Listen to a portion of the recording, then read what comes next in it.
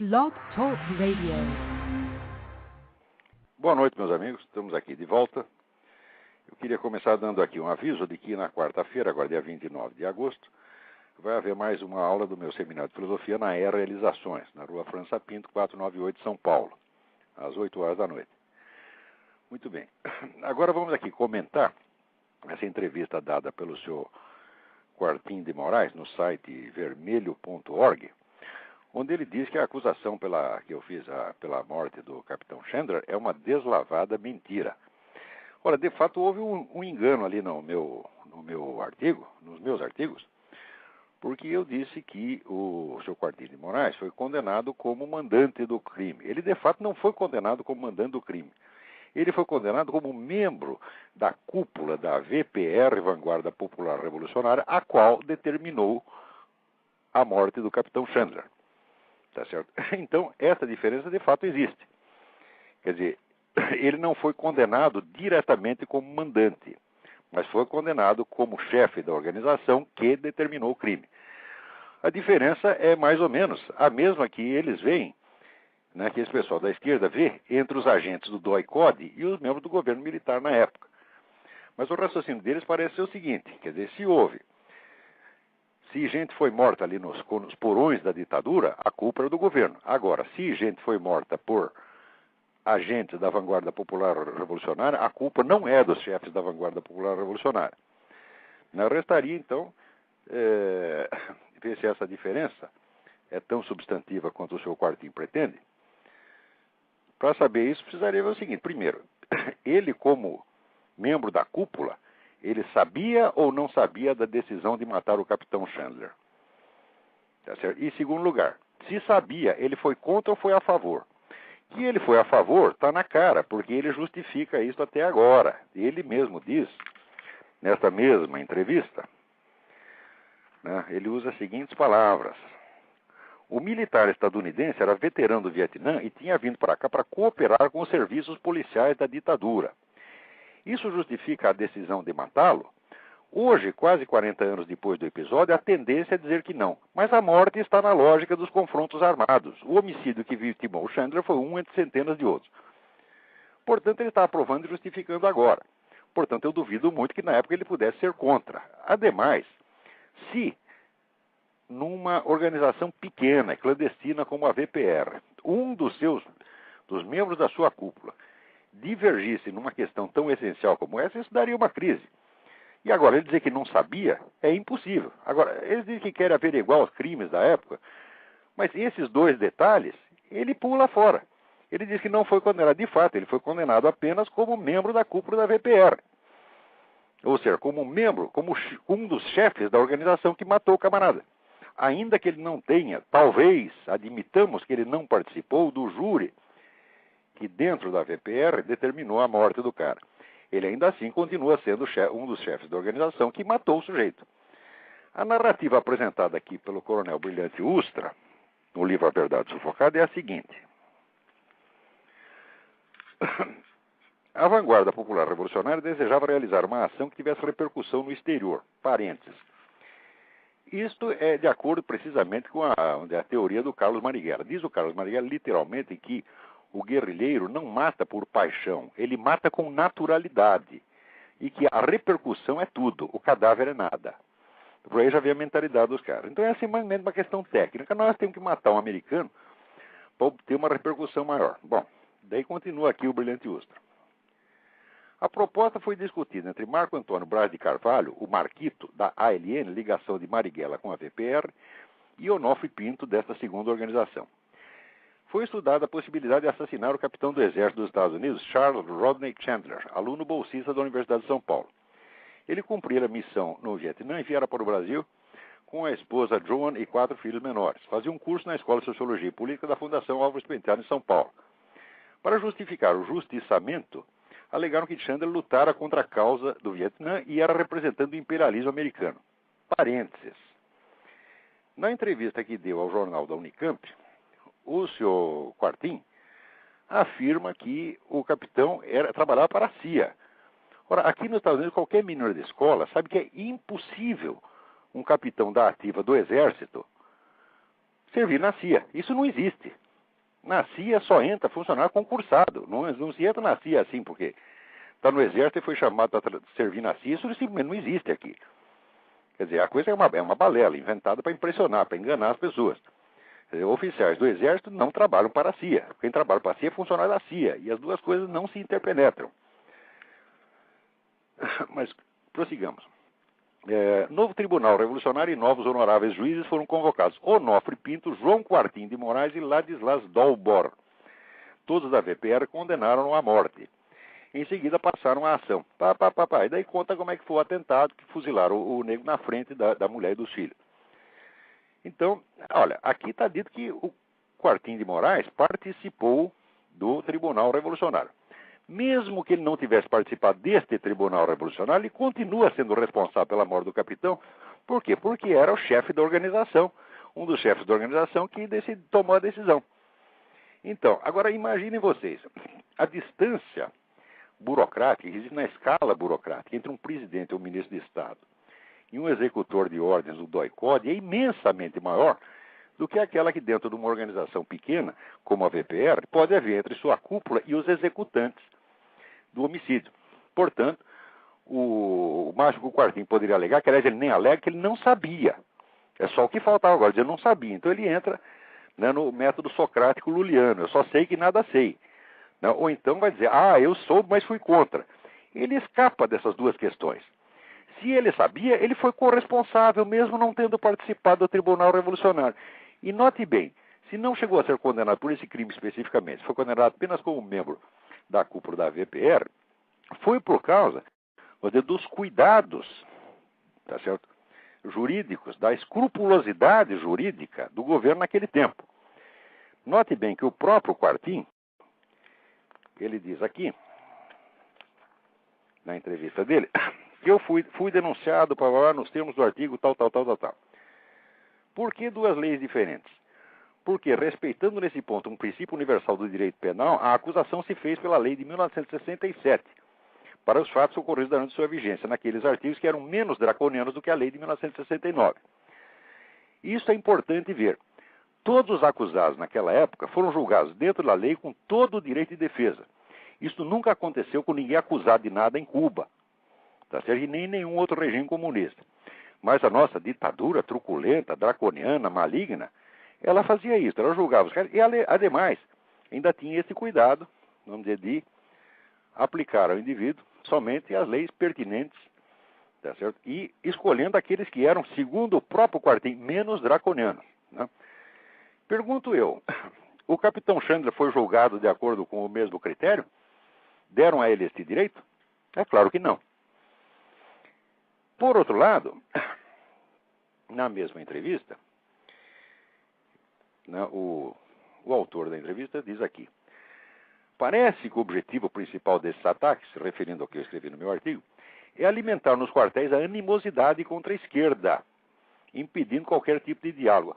Ora, aí é que foi onde eu toquei no ponto dolorido, porque o Quartim é o grande especialista em esquerda militar. Dentro desse esquema comunista, ele é o sujeito articulador da nova penetração da esquerda dentro dos quartéis, a qual já obteve muito bons resultados, como se vê pela transformação da ESG e por outros fatos de maior gravidade, entre os quais a participação do brigadeiro Ferola naquele simpósio que teve na Bolívia para tramar guerra revolucionária anti-americana. O Ferola diz que não esteve lá, mas o fato é que a participação dele consta no site oficial do governo da Bolívia. Ele dizer que não foi é pura desconversa. Por quê? Para participar de um congresso você não precisa ir fisicamente, você manda a comunicação, ó raios.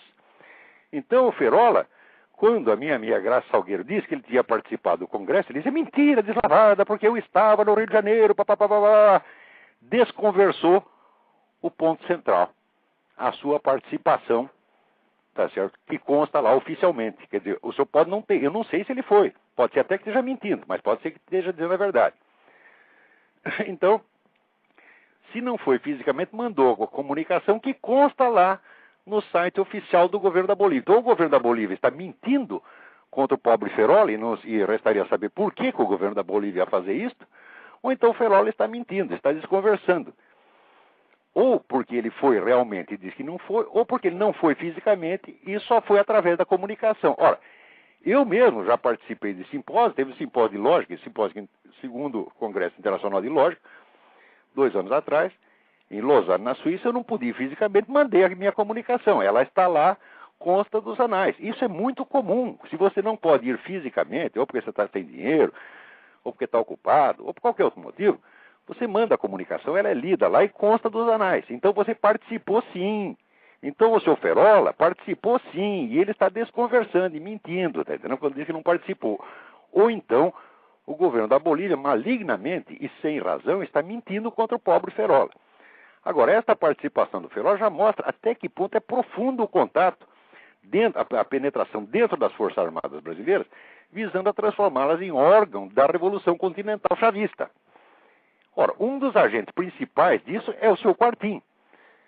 E acontece que o Quartim, num certo momento, ele disse que não é, vamos dizer, em nome das boas relações com os militares que nós vamos esquecer os crimes deles, ou seja, vamos continuar perseguindo até o último, enquanto os nossos crimes têm todos que ser esquecidos, ou até premiados. Na hora que ele disse isso, uma coisa é ele dizer no site vermelho.org que só comunista lê. A hora que eu botei isso num jornal de circulação nacional, foi um Deus nos acuda, foi o pânico. Ah, ele vai estragar a nossa operação. Ele vai jogar os militares contra nós. Não, eu vou jogar os militares contra vocês. Vocês é que estão contra eles. Vocês querem usá-los, querem se aproveitar deles e ainda querem continuar perseguindo os colegas deles que fizeram coisas contra vocês 30 anos atrás. Ou seja, vocês querem tudo, vocês querem obter tudo em troca de nada. Vocês não concedem nada. Tá certo? Mas vocês podem conceder para os militares é o quê? Dinheiro do governo, dinheiro tomado do povo. Tá certo? Então vocês dão dinheiro dos outros, tá certo? Mas de vocês, né, vocês não cedem nada. A diferença de tratamento é tal, vamos ver até que ponto isso vai. Por exemplo, você matar um prisioneiro inerme é sem dúvida um crime hediondo. Isso nunca devia ser anistiado, nem para um lado nem para o outro. Tá certo? Note bem, eu tenho muita autoridade para falar disso, porque quando houve o assassinato do Herzog, Vladimir Herzog, eu, que era um cara que estava afastado de qualquer militância política, eu voltei para ajudar a fazer a campanha que denunciasse o crime contra o Herzog. Eu tenho aqui o número especial do jornal do Sindicato Jornalista, que fui eu que aprontei, eu junto com outros colegas, nós que fizemos essa edição, que foi a primeira grande denúncia que teve daquele crime do assassinato do Vladimir Herzog. Então, matar um prisioneiro inerme é um crime hediondo e tem que ser denunciado, tem que ser punido. Agora, se foi anistiado, foi anistiado. Agora, o que eles querem fazer? Essa publicação que saiu do governo agora, denunciando não sei quantos assassinatos de prisioneiros, né, mostra esses casos como crimes hediondos. Mas note bem, o capitão Lamarca matou um prisioneiro não apenas inerme, mas amarrado. E matou pessoas, não é que ele mandou matar. Ele matou pessoalmente a coronhadas, lentamente até esmigalhar o crânio. E ele acaba de ser homenageado e os seus descendentes foram premiados com indenização. Quer dizer, um sujeito que mata o prisioneiro amarrado é homenageado e a família leva dinheiro. E os outros? Os outros têm que ir para a cana e têm que sofrer, vamos dizer, todo ataque possível, tem que ser denunciado, tem que ser exposto à execração pública. Então, agora, note bem que essa diferença de tratamento para essa turma é inteiramente natural. Por quê? É a tradição gnóstica, tradição revolucionária gnóstica, da impecância. Nós não temos pecado, nós representamos um futuro melhor. Portanto, o que quer que nós façamos no presente já está perdoado de antemão. Nós temos direito a tudo. Isso é o que diz o Marighella, quer dizer, o guerrilheiro mata com naturalidade. Eles têm o direito de matar, né? Mesmo à custa de inventar pretexto, para dizer que esse capitão trabalhava para a CIA. Digo, espera um pouquinho. Se eu tenho que provar que você é responsável pela morte do capitão Chandra, coisa que já está provada pelo simples fato de você ser chefe da VPR, ainda que não tendo participado, como você diz, do Tribunal Revolucionário, por que você não tem que provar que o capitão Chandra era da CIA? E além disso, o fato de ser da CIA, tá certo, significa que ele estava trabalhando para a repressão? E mesmo o fato de estar trabalhando para a repressão justifica que você ou a VPR o condene à morte? Com que autoridade? Ora, na época havia tribunais constituídos, havia eleições, tá certo? Havia muito mais liberdade de discussão, porque note bem, isso foi em 67, 68. Não foi depois, porque depois veio a censura terrível à imprensa. Nessa época não era assim. Nessa época se discutia as coisas livremente. Tá certo? Toda a chamada esquerda desarmada, o partidão, falava o que queria, não só falava o que queria, como era ajudado pelo governo. Porque a principal editora comunista, que era a editora Civilização Brasileira, isso me foi contado pelo Enio Silveira pouco antes de morrer, diz ele, ela viveu de dinheiro do governo militar durante todo aquele tempo.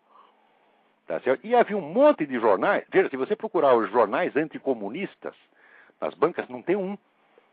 Não tem um. A única coisa que tem, mas é ter o mídia sem máscara na internet. Nas bancas não tem nada. Naquela época tinha 5 ou 6. Tá certo? Você tinha opinião, você tinha o movimento, você tinha o fato novo, você tinha um monte. Era chamada imprensa nanica, que era muito rica. Tem lá o Fernando Gasparian botando dinheiro atrás dessa coisa toda, você sabe perfeitamente disso. Então, vocês nunca estiveram sob a situação de silêncio opressivo que vocês estão impondo a nós hoje. E note bem, eu sofri a censura naquela época, porque eu trabalhava na editoria política do Jornal da Tarde, não foi nenhuma, nem 2, nem 3 matérias minhas que foram jogadas no lixo pelo censor. Eu sei o que foi a opressão naquela época. Eu estava totalmente contra e combati isso até o último dia. Tá certo? Agora vocês não. Vocês estão fazendo hoje coisa pior. Porque vocês querem o silêncio total. Vocês não aceitam que tenha um sujeito contra vocês. Quando tem um sujeito isolado, você já se mobiliza todos os partidos para calar a boca do nego. Você não pode ter nenhum. Naquela época tinha um montão e o governo tolerava. E a instrução era tolerar. A instrução do governo militar é a seguinte: nós vamos perseguir a esquerda armada, mas a esquerda desarmada nós vamos deixar. Não só deixar vocês falar, como deixar vocês tomar conta das universidades. Note bem, nunca a indústria do livro esquerdista no Brasil prosperou tanto quanto durante a ditadura. Isso é você acompanhar os registros da Câmara Brasileira do Livro e você vai ver se existiu tanta perseguição, censura, etc. Como é possível isso? Como é possível a prosperidade, tá certo, de uma indústria que está proibida? Nunca esteve proibida, vocês falavam o que queriam, porra. Tá certo? Agora, hoje não é assim. Tem gente na linha, mas eu vou terminar de explicar isso aqui. Muito bem. Então, quer dizer, seu Quartim, de fato, eu retifico, o Quartim jamais foi condenado como mandante do crime. Foi condenado como dirigente da VPR que foi a mandante do crime. Tá certo? É uma belíssima diferença. Agora, essa diferença, vamos dizer que é apenas um detalhe jurídico, tá certo? Que, vamos dizer, que mostra a escrupulosidade da justiça militar no tempo da ditadura. Ele se prevalece disso, ele se prevalece da própria escrupulosidade dos seus inimigos, para agora dizer que é a mentira deslavada. É a mentira deslavada, sim. Quer dizer, você não foi o mandante direto, você foi o chefe da organização mandante. Tá bom? Tá corrigido, fica corrigido aí, Quartim. Mas como eles me chamam só de seu O de Carvalho, vou passar a chamar de seu Q. Moraes. Olha aqui, seu Q. Moraes. Agora, outra coisa. Esclarecido este ponto, vamos agora ver o tratamento que eles dão a mim nesta entrevista. Olavo de Carvalho, um ideólogo de extrema-direita, e que é, vamos dizer, como é que se diz aqui? É até bonito o negócio. Que tudo que eu falo é em função do meu... Aqui, é um provocador alimentar por seu notório fanatismo anticomunista. Então vamos ver esses 3 termos. Fanatismo, extrema-direita e ideólogo. Então, primeiro, seu Q. de Moraes. Fanático é a puta que eu pariu. Tá certo? Por quê? Se vocês que matam em nome do comunismo não são fanáticos, então o fanático sou eu que só escrevo contra vocês. Nunca matei comunista nenhum. E quando mataram, tá certo? Eu fui denunciar. Eu estive entre os primeiros denunciantes do assassinato do Vladimir Herzog. Eu já vi... E vocês? Alguma vez vocês foram denunciar algum assassinato cometido contra alguém da direita? Você já defendeu algum cadáver da direita? Já escreveu uma palavra em favor do sargento Mário Cosel Filho? Ou em favor do Oswaldo Lovecchio, cuja perna vocês arrancaram num atentado? Que era um sujeito que não tinha nada a ver com a história? Não, vocês não dizem uma palavra em favor dessa gente. E o fanático sou eu. Quer dizer, vocês podem matar quanto quer. E eu não posso nem mesmo reclamar. Isso é fanatismo. Segundo lugar, você não sabe o que é extrema-direita, rapaz? Extrema-direita, que eu saiba, é você pregar a existência de regimes repressivos, violentos, que sufoquem, pelo uso da força, o comunismo. Eu nunca preguei isso. Enquanto existia um regime autoritário no Brasil, eu fui contra. E depois disso, nunca preguei o advento de um outro regime desse tipo. Então, cadê a extrema-direita aí? Quer dizer, vocês usam as palavras para tentar criar uma realidade a partir do nada. Você vasculhe tudo o que eu escrevi e veja se algum dia eu preguei o advento de um regime de força contra vocês. Nunca. Eu prego que vocês sejam desmoralizados publicamente pela exposição das suas trapaças, das suas vigarices. Eu prego a guerra cultural contra vocês. Eu prego e exerço. E pior, exerço com vantagem, porque vocês, os 1000 signatários desta merda, não são capazes de discutir comigo, porque é tudo semi-analfabeto como você mesmo. Tá certo? É tudo vigarista intelectual. Olha aqui, ô seu Quartinho de Moraes, olha lá a sua bibliografia. Você sabe perfeitamente, até tem aqui um rapaz que me lembra isso aí, né? O seu currículo Lattes, tá certo? Não é o seu currículo Lattes, a maioria das publicações, suas publicações, não são em periódicos indexados com corpo revisor. São artigos publicados em revista de porta de bar, panfletos marxistas. E você ainda tem a cara de pau de botar isso como se fosse obra científica sua. Eu não faria isso. Ora, a minha bibliografia científica é pequena, é pobre, mas ela é verídica. Onde eu digo, trabalho apresentar no 2º Congresso Internacional de Lógica, está lá o trabalho. Onde eu digo, trabalho apresentar no 5º Congresso Brasileiro de Filosofia, está lá. É pouquinha coisa, mas é verdadeira. Agora você, pô lá, trabalho publicado na revista no vermelho.org, tá certo? No Jornal do Partido Comunista, e você põe isso aí como currículo acadêmico. Se isso não é vigarice, eu não sei o que é, porra. Outra coisa, olha a lista dos seus livros publicados. A quase totalidade deles são antologias que você apenas organizou.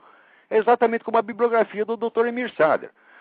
Olha, no meu currículo, tá certo que é, como eu disse, é modesto, mas é verídico, eu ponho assim, livros publicados, e ponho os livros que eu escrevi, tá certo? E depois eu ponho obras coletivas, participação em obras coletivas, participação em ou organização de obras coletivas, ponho lá as antologias que eu organizei, as obras que eu editei. Você, na sua lista, está tudo misturado, para o pessoal pensar que você é autor, quando você é autor de 2 ou 3 coisinhas.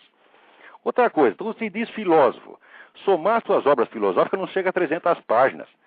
Tá certo? Com coisas ali altissimamente duvidosas. Como, por exemplo, você diz que sabe pouca língua grega e, ao mesmo tempo, apresenta num congresso um trabalho com o seguinte título: Problemas de tradução nas obras de Aristóteles. Ora, o que é isto, porra? Eu também sei pouquinho grego, só o suficiente para conferir um texto ou outro. Mas, por isso mesmo, eu jamais faria um trabalho com esse título.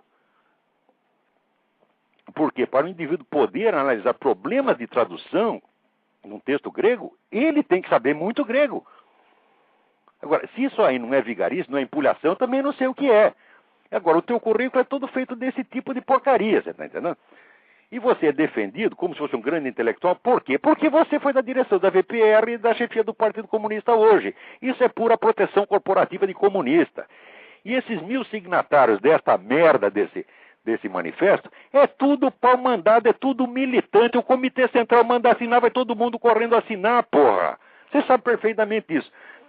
Eu não gosto desse negócio de manifesto, é uma palhaçada, mas se eu fizer um manifesto em meu favor contra vocês, tá, sem eu ter organização, sem ter coisa nenhuma, sem Comitê Central, sem ter dinheiro de imposto sindical, nem coisa nenhuma, vai ter muito mais assinatura do que contra você, do que a seu favor, você sabe perfeitamente disso. Tá certo? Quer dizer, se é para fazer um concurso de popularidade, é claro que eu ganho. Tá certo? Se é para fazer o concurso de apoio público, é claro que eu ganho, sem ter organização por trás. E aí chegamos ao terceiro elemento, ideólogo.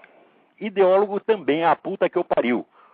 Ideólogo é um negro que representa o pensamento coletivo de uma organização, tá certo? Que pensa em bloco junto com aquela militância toda e que só abre a boca para reforçar o espírito de corpo da militância, que é o que você faz. Eu não sou isso aí, rapaz.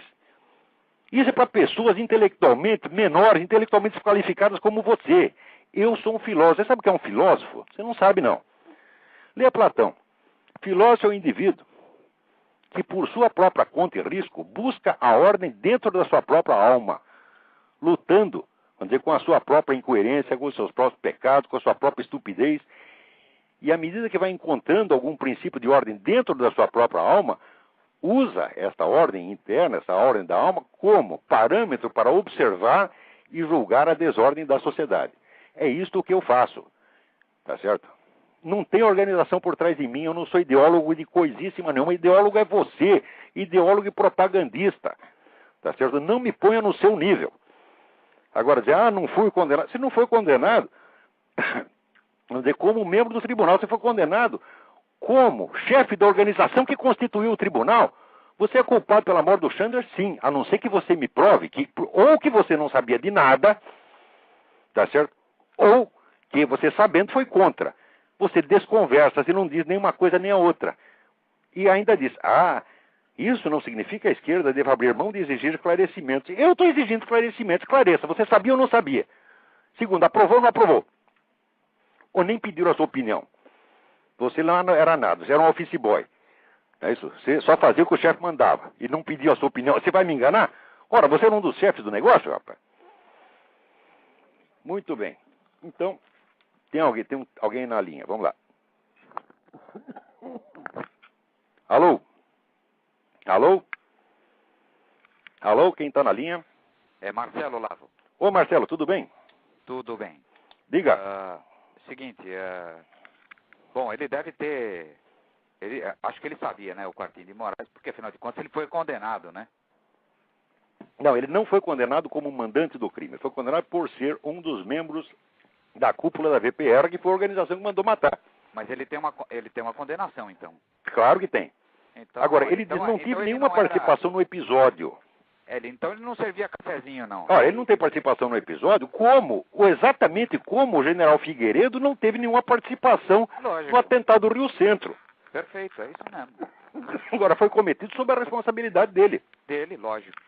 Olavo, saiu essa semana aqui, ontem no blog do Reinaldo Azevedo, por acaso, mas saiu no UOL tudo, o exame do Enem. Você chegou a ver alguma coisa? Não cheguei a ver.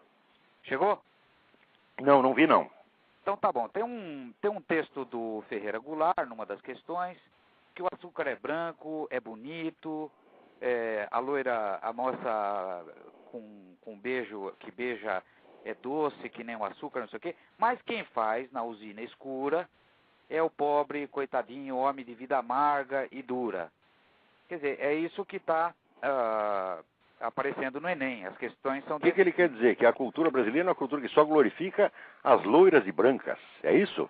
Não. Ora, sempre é essa ideia que eles querem dar, né? É a antítese. Qual é a antítese implícita no texto? Parece, Olavo, aqui que a resposta certa é o trabalho do homem, que se opõe a todo o açúcar. O açúcar é branco, a moça toma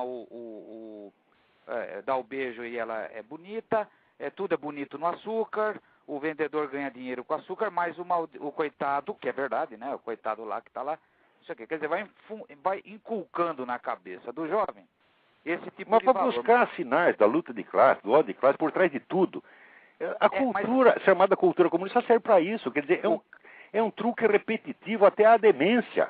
Mas o cara chega no Enem assim, né, Olavo? Não tá certo isso, porra. Mas tem até coisa pior, bicho.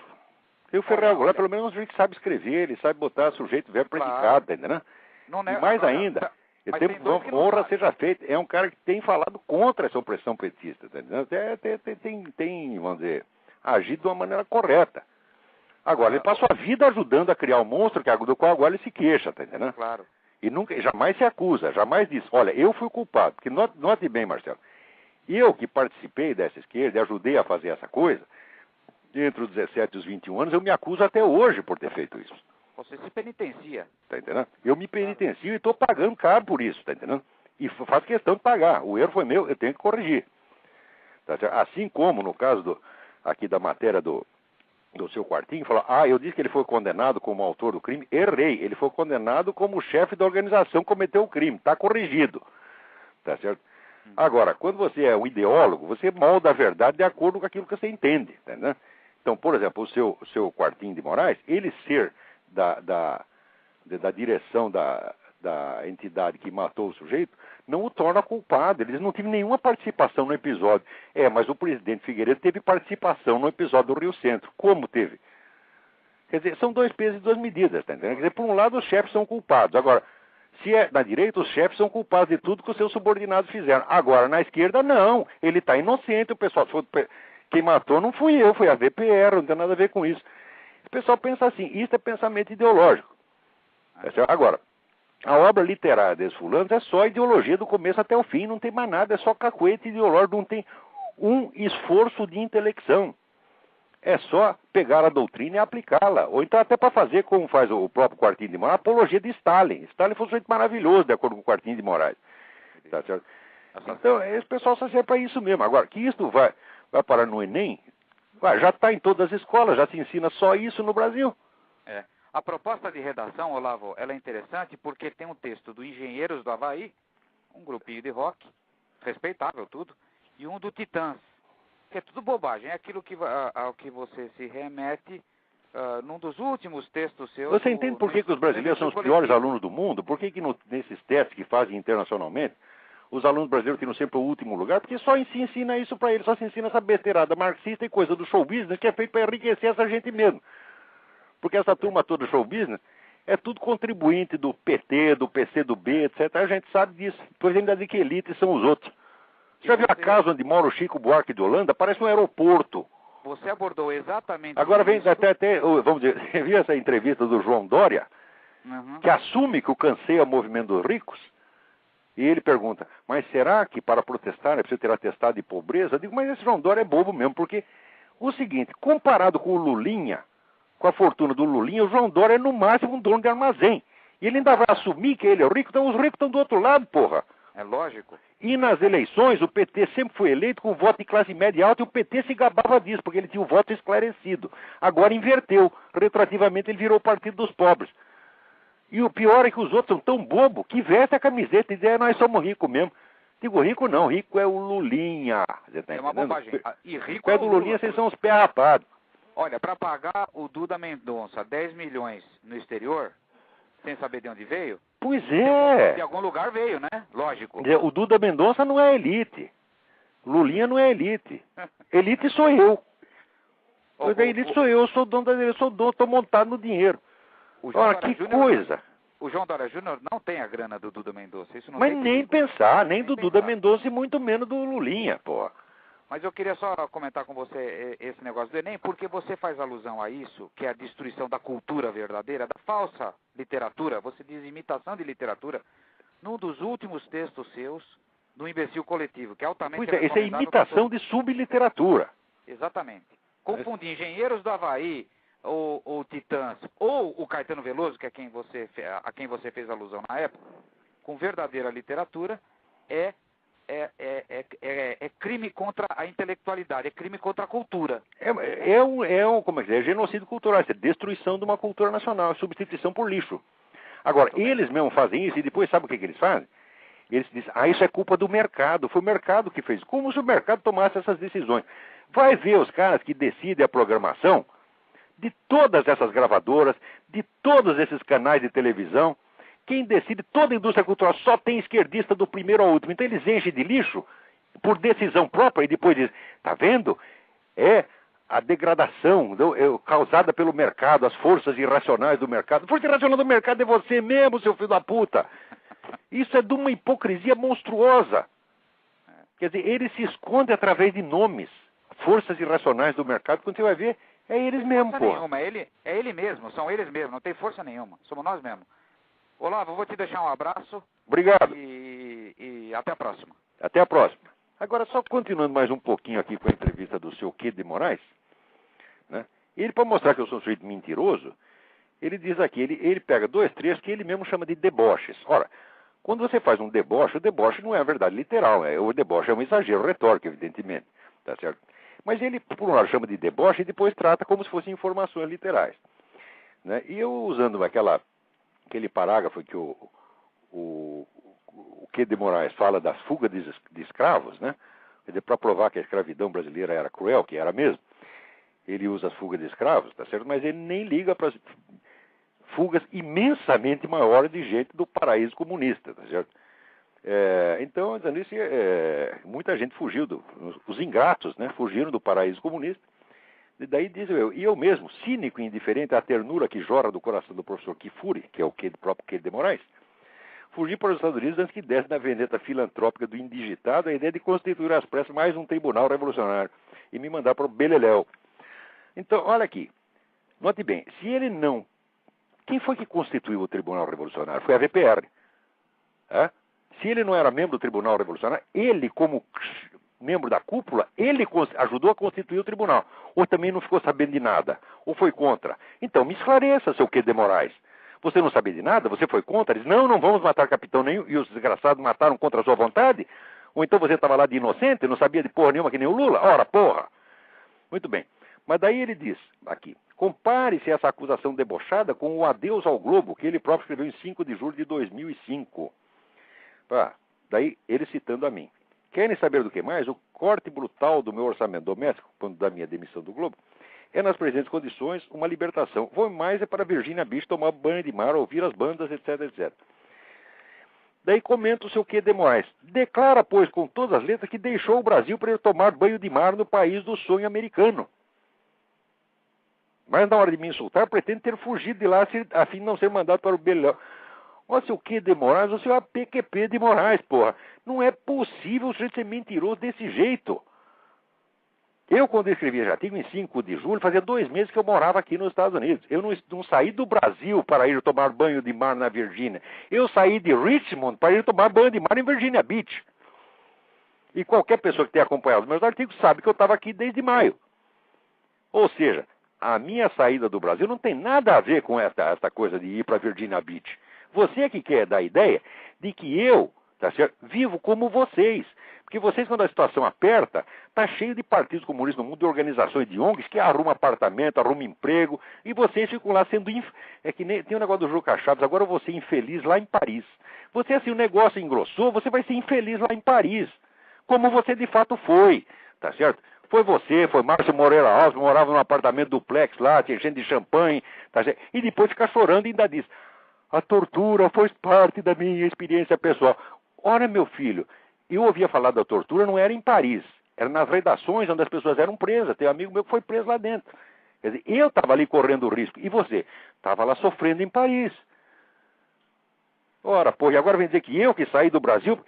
Ele disse que eu deixei o Brasil para ele tomar banho de mar no país do sonho americano. Vai mentir na puta que eu pariu. Ora, eu disse que você é assassino e você, como membro da VPR, você é assassino mesmo. Porque foi a VPR, se você não foi membro do Tribunal Revolucionário, como diz aqui o brilhante Ustra, que pode ter até se enganado, e se ele se enganou, eu vou verificar e eu mesmo vou corrigir, porque eu não tenho nenhum interesse em te acusar do que você não fez, porque você já é tão ruim na realidade que eu não preciso te piorar. Você está entendendo? Se eu errei, se ele errou nesse ponto, eu vou verificar e eu mesmo corrijo. Ele, de fato, não foi condenado por isso. Ele foi condenado por ser membro da direção da VPR, a qual constituiu o Tribunal Revolucionário. Por que você não conta a história inteira? Muito bem. Vamos passar para outro assunto. Tem mais gente na linha aí. Vamos lá. Diga. Quem é? Boa noite. Aqui Oi, quem é? Daniel Mendonça. Mendonça, Daniel tudo bem?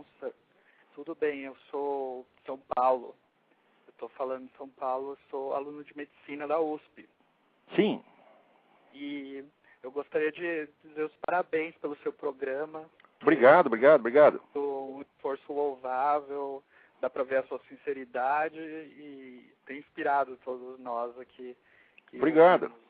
Ainda tem muita gente decente no Brasil, entendeu? Se eu pudesse, se eu tivesse dinheiro, eu tirava todos vocês daí, porque aí o negócio vai ficar ruim. Obrigado. Infelizmente eu não tenho toda essa retaguarda que esse pessoal pensa. Note bem, o cara aqui, na entrevista com o Q. de Moraes, ele disse, o Olavo de Carvalho, a partir da sua base operacional, olha o termo militar, quer dizer, eu tenho uma base operacional, que eu saiba, eu tenho uma casa aqui que eu estou pagando, tá certo? Pulando que nem um cabrito para pagar a prestação aqui, isso é base operacional, quer dizer, ele pensa aqui que eu tenho um quartel da CIA à minha disposição, que tem o governo americano. Esse pessoal vai inventar coisa, tá sozinho, tá entendendo? Quer dizer, vem aqui, ô Q. de Moraes, vem aqui, eu convido você para vir na minha casa para você ver como é que eu vivo aqui, porra. Entendeu? Eu vivo do meu trabalho, não é como você que sempre teve organização para te sustentar. Trabalho ou não trabalho, você ganha, você sabe perfeitamente disso. Agora eu não. Vamos lá. Nós nos identificamos muito com essa sua situação de tentar fazer o máximo possível com... Vocês sabem que vocês aí não têm meios de expressão? A própria grande mídia que eles chamam de extrema direitista não deixa vocês falarem, porra. Esconde as notícias que são contra a esquerda. Você vê esse terceiro congresso do PT, a gente para descobrir tem que assistir o vídeo no YouTube. Onde eles assumem o programa comunista. Vê se sai isso no Globo, vê se sai na Veja, vê se sai no Estado. Nem na Veja sai. Esses dias mesmo eu dei download do vídeo do ex-agente da KGB, porque na TV você não vai encontrar nada disso. Não, imagine se a Globo vai passar. Ah, o Globo passa vida e obra de Luiz Carlos Prestes, vida e obra de Oscar Niemeyer, tá certo? Vida e obra de Che Guevara, isso a Globo faz. Agora, depois os comunistas ficam oprimindo ela, e daí os barinhos ficam lá chorando. Ah, eles estão nos oprimindo, a liberdade de imprensa. Ah, vamos tomar no cu, bando de hipócrita. Quer dizer, essa elite não presta mesmo, não presta, tudo puxa saco, chupador de pica de comunista. É uma nojeira de todos os lados, tá entendendo? Olha aqui, eu digo assim porque eu não trabalho para ninguém, não tenho patrão para me dizer o que eu devo escrever ou não. O primeiro patrão que me mandar, escreva isso, escreva aquilo, eu mando a merda. Tá certo? Eu escrevo o que eu estou vendo do melhor jeito que eu posso. Se quiser me pagar para fazer isso, agradeço. Agora, se quer pagar para escrever o que você pensa, então escreva você mesmo. Agora, esse seu quartinho não, sempre escreveu o que é bom para o partido. Exatamente. Quero ver, um dia ele escrever contra o partido. Não tem culhão para fazer isso. Porque isso é realmente um ideólogo, quer dizer, um porta-voz. Né? Mas vamos lá, está contando aí da Faculdade de Medicina.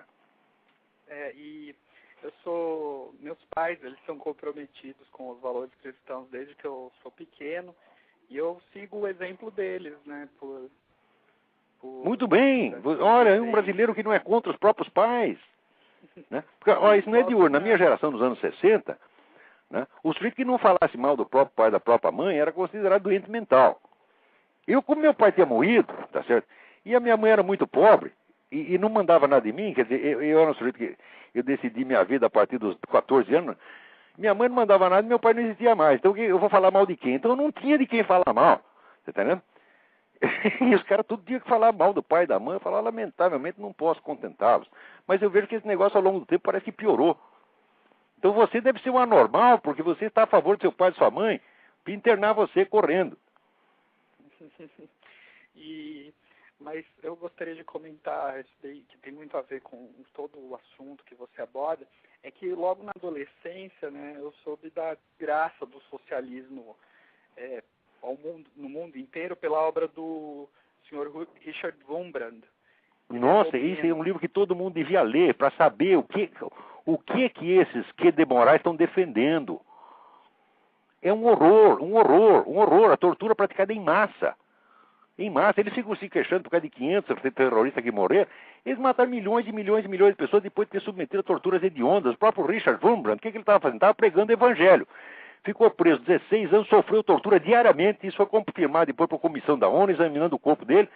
Tá certo? E está lá no livro Torturados por Amor a Cristo, que todo mundo deveria ler. Por amor a Cristo. Uma das torturas é deixar o nego sem água vários dias e depois botar um toco de sal na boca dele. Chocante.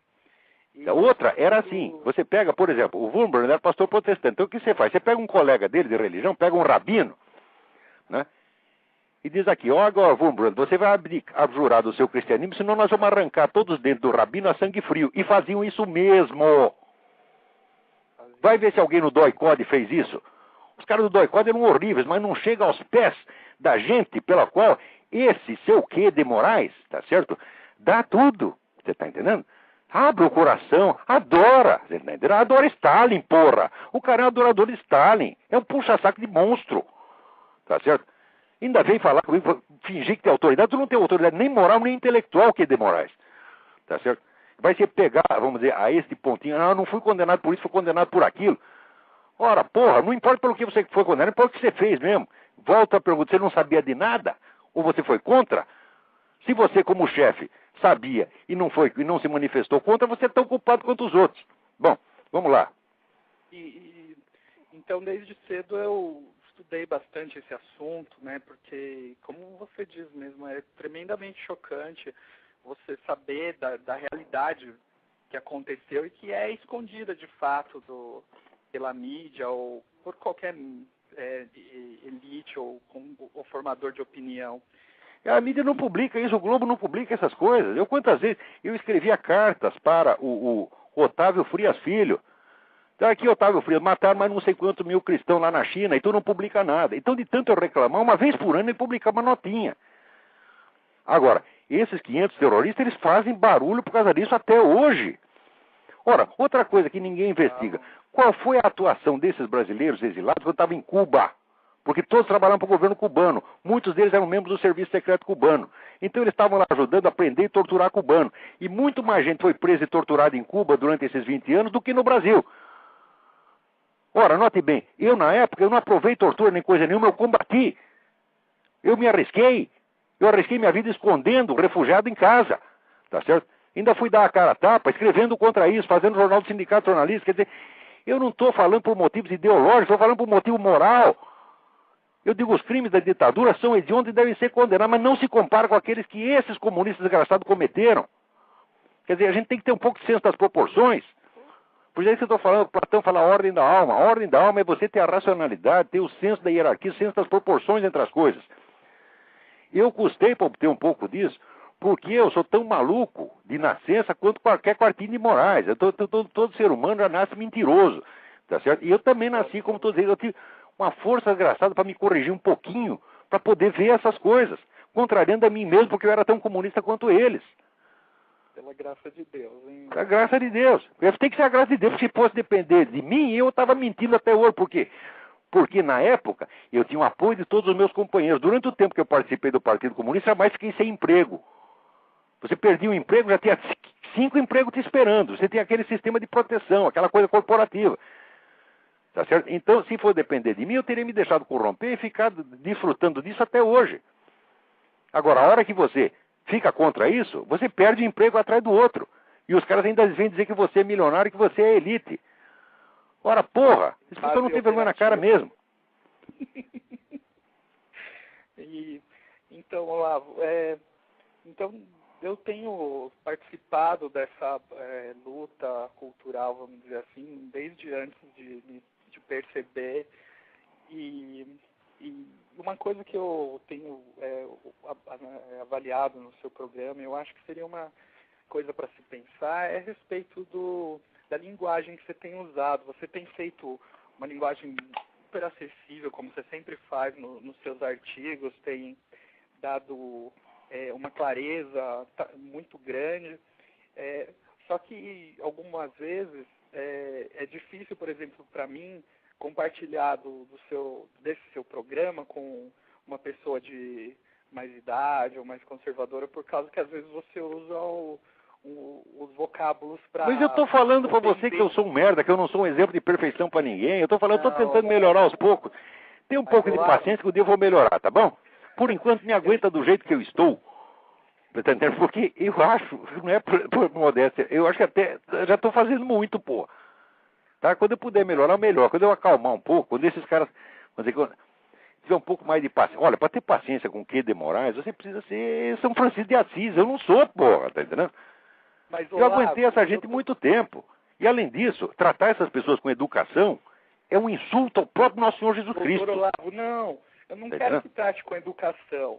A única coisa que eu peço é que use algumas ofensas que são consideradas... Não há ofensas tão ruins quanto eles merecem. Ah, eu sei. Quando eu digo que um sujeito desse é o filho da puta, eu me arrependo porque eu estou ofendendo as putas.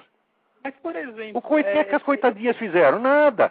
Eu devo a elas momentos maravilhosos da minha juventude, tá entendendo? Foi muito tempo atrás, porque agora eu estou velho e broxa, mas eu devo a elas bons momentos. Eu não posso falar mal das coitadinhas, tá entendendo?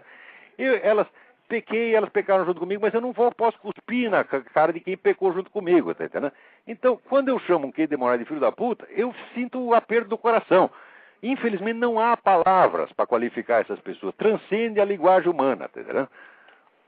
Mas o que eu deixo de sugestão para você, Olavo, que eu pensei sobre esse assunto exatamente, e eu acho que eles merecem todo... Me faz uma coleção de insultos que não ofendam a sua sensibilidade, mas ofendam somente a deles, e manda para mim que eu prometo que eu uso. Em vez de chamar a mãe do dito cujo aí do que... Pois é uma injustiça. O que a mãe tem que ver? Olha, a mãe um dia teve aquele filhinho bonitinho, cuidou do cara, deu todo amor e carinho, foi depois de virar o quartinho de Moraes, e eu ainda falo mal da mulher, é uma injustiça, você tem toda a razão. Bom, essa daí é uma das sugestões que eu gostaria de dar, e com certeza eu vou ligar mais. Tá dado, não leva mal não, tá tudo bem. Toda atenção. Eu estou vendo o horário aqui, eu não sei como que você faz. Alô? Alô?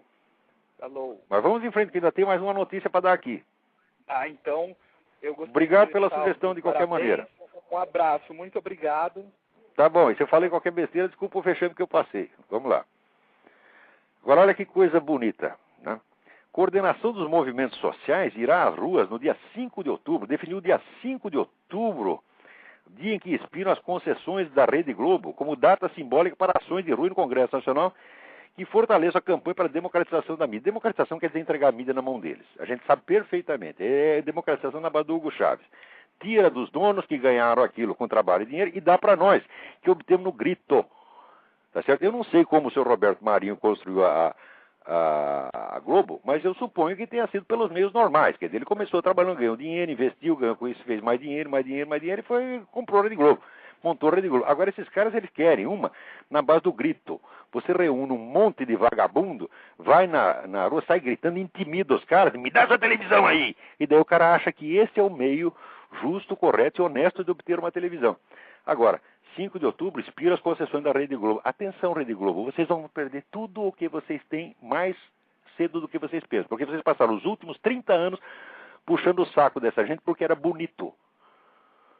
Tá certo? E agora vocês vão pagar pela sua subserviência e pela sua burrice, pela sua covardia. Tá bom? Eu não vou ficar com dó de ninguém, porque eu estou cagando para esta zelite brasileira. Olha, tem gente que presta na zelite, como até tem gente que presta na esquerda, né? Mas são tão poucos, para um lado e para o outro, que não vale a pena. Né? Eu vejo porque esse pessoal da associação comercial tenta fazer alguma coisa boa e tal. Não adianta. Não adianta por quê? Porque a maioria não quer saber, a maioria só quer puxar saco de PT. Agora, puxar saco de PT não adianta. Olha o que aconteceu no Rio Grande do Sul. Né? O pessoal foi fazer uma manifestação pacífica lá contra a corrupção. Foi a turma do PT, foi lá, bateu nos caras, apedrejou, quebrou o carro de som. É isso, eles não querem que ninguém fale, eles não querem deixar ninguém falar. É isso mesmo. Né? Agora, tem mais alguém na linha aí? Tem, então vamos ver se dá para atender mais um correndo. Alô? É o Paulo aqui de São José dos Campos. Paulo, tudo bem, Paulo? O senhor falou, boa noite, o senhor falou num artigo do senhor de manhã, que eu li de manhã, sobre o plano, alguma coisa desse quartinho, da esquerda, de fazer alguma coisa no Exército. Exato, não, eles dizem, não é um plano, eles estão fazendo mesmo. Há 20 anos estão fazendo. O quê? Infiltração comunista no Exército, tentar ganhar os caras para transformá-los em instrumentos da grande guerra latino-americana contra o imperialismo. Serviço ao bazar de Hugo Chávez e Fidel Castro, mas é isso que querem, sempre quiseram. Né? O próprio Quartinho se lamenta, diz, antigamente, em 1964, havia uma esquerda militar, tudo comunista, pessoal do PC. Agora ele quer que tenha de novo. E eu estou ameaçando estragar a brincadeira. Eu acho que é importante esclarecer, porque como é que é esse mecanismo, porque o clima aqui nas comunidades da internet, se fala em golpe, terceiro mandato, que o número 3 está aparecendo todo dia na televisão. Então, o pessoal quer mais informação, quer um pessoal novo. O problema do terceiro mandato não existe, é porque Lula ou não Lula não faz a diferença para eles. Está cheio de Lulas. Tá certo? Se fabricam, se produzem Lulas como peidos, você está entendendo? É. Não é uma pessoa notável. Pode que tem milhões qualquer Heloíselina será no lugar dele. O problema não é esse. O problema é a implantação do socialismo no Brasil. Esse é o programa do terceiro congresso do PT. Está lá no YouTube. Procure terceiro congresso do PT, YouTube. Você vai ver, eles declaram. Quer dizer, é o regime idêntico ao que está lá na Venezuela, Cuba, etc, etc. Eles tiraram a máscara. Eles disseram, nós somos comunistas mesmo e vamos fazer o comunismo aqui. Agora, o Lula, ele não pode dizer isso. Por quê? Porque o Lula é o garoto propaganda. O garoto propaganda tem que passar a imagem tranquilizante. Então, quando o pessoal vê isso, o que faz? O pessoal do jornal vai correndo falar com o Lula. Lula, é verdade. Lula, diga uma palavrinha que nos tranquilize. São Lulinha, protegei-nos. É tudo um bando de puxa-saco. A elite brasileira é um bando de puxa-saco covarde. Tá entendendo? Só quer receber uma notícia tranquilizante. Mas, infelizmente, a notícia verdadeira é essa que está no terceiro congresso. Né? Quer dizer, todo mundo sabe que para conhecer um movimento político não basta você ouvir os pronunciamentos públicos dos líderes. Você tem que ouvir as discussões internas do movimento. Eu conheço. É isso? Porque os pronunciamentos públicos são só propaganda. A substância da estratégia, das decisões, está lá nas discussões internas. É um preceito que se usa em historiografia, um método historiográfico. Dar preferência, vamos dizer, à fonte primária. Eu conheço, mas quando eu falo para o grande público, para as pessoas, ninguém acredita que internamente eles falam em comunismo. Não acredita, por quê? Porque isso é um bando de boiola, um bando de frouxo, você está entendendo? Não tem coragem de encarar a realidade.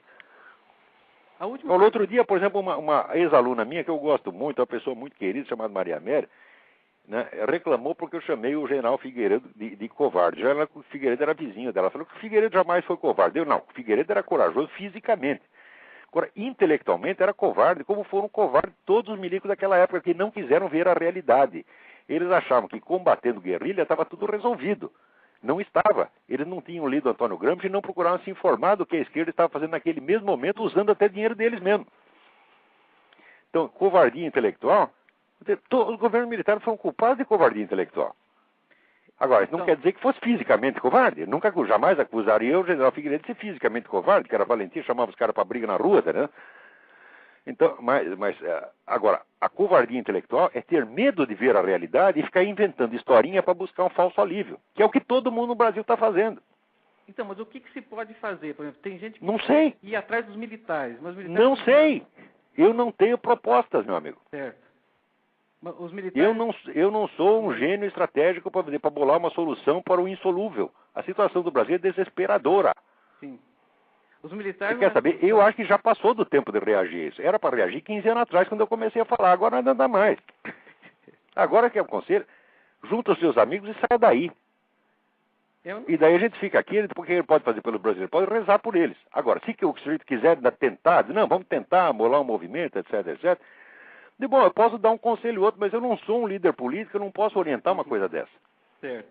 Tá, obrigado então, deixar espaço para outro, né? Obrigado. Agora deixa eu comentar aqui uma última notícia aqui, que saiu no Estadão. Relatório critica ex-diretor da CIA pelo 11 de setembro. George Tenet é acusado de falhar na prevenção dos ataques da Al-Qaeda. É verdade, isso aconteceu e o cara falhou mesmo. Acontece que a notícia é publicada no Brasil com a ênfase totalmente errada, como se fosse um erro do governo Bush. O George Tenet foi botado lá pelo Clinton e foi botado lá para fazer isso. Eu recomendo aqui o livro do repórter Rowan Scarborough. Rowan é R-O-W-A-N, como Rowan Atkinson, Mr. Bean. E o sobrenome é Scarborough, S-C-A-R-B-O-R-O-U-G-H. O livro chama-se Sabotage, America's Enemies Within the CIA. Inimigos da América dentro da CIA. A CIA está trabalhando contra a América faz tempo. Pelo menos desde o tempo do Clinton. Agora, a culpa disso indiretamente coube ao grande herói americano Ronald Reagan. Ronald Reagan, na última semana de mandato, fez a mal burrada da vida dele, que foi privatizar uma parte do serviço da CIA. Veio a turma do Clinton, comprou tudo e começou a trabalhar para Clinton, para George Soros, para Fidel Castro, etc, etc.